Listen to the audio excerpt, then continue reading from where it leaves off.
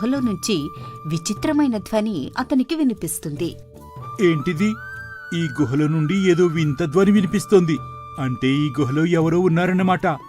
బహుశా ఆ తలమాసినవాడు ఇక్కడే ఉన్నాడేమో అని ఆ గుహలోకి తొంగి చూస్తాడు శంకరయ్య.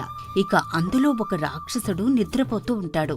వాడు పెట్టే గురికే శంకరయ్య విన్నది. శంకరయ్య లోపలికి వెళ్లి రాక్షసుణ్ణి చూసి వాడి జుట్టు మట్టి కొట్టుకుని మాసి ఉండటం గమనించి, నాకు పిల్లనిచ్చే తలమాసినవాడు నేను వస్తున్నానని తెలిసి భయపడి ఇక్కడ దాక్కున్నాడన్నమాట. నీ పనిలా కాదు, ఉండు చెప్తాను అని అనుకుని శంకరయ్య ఆ రాక్షసుణ్ణి జుట్టు పట్టుకుని ఊపుతాడు.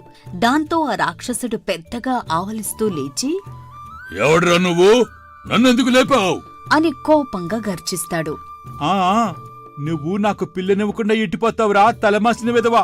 వెంటనే కట్నంతో సహా నాకు పిల్లనిచ్చి పెళ్లి చెయ్యి అంటూ శంకరయ్య ఆ రాక్షసుడి చెవి మెలిపెడతాడు. దాంతో ఆ రాక్షసుడికి పట్టరాని కోపం వస్తుంది. వాడు ఆ కోపంలో శంకరయ్యపై విరుచుకుపడి తినేసేవాడే. అయితే ఈలోపు ఆ గుహలోపలి గుహలో ఉన్న ఆ రాక్షసుడి పెళ్ళాం శంకరయ్య అన్న మాటలు విని యువతలికి వస్తుంది.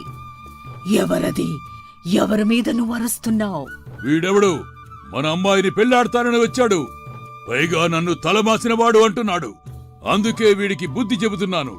అయ్యో, నీకు గాని మతిపోయిందా ఏమిటి? అసలే మన పిల్ల కొంచెం లావుగా ఉండడంతో మన జాతిలో ఎవ్వరూ మన అమ్మాయిని పెళ్లి చేసుకోవడానికి సిద్ధంగా లేరు.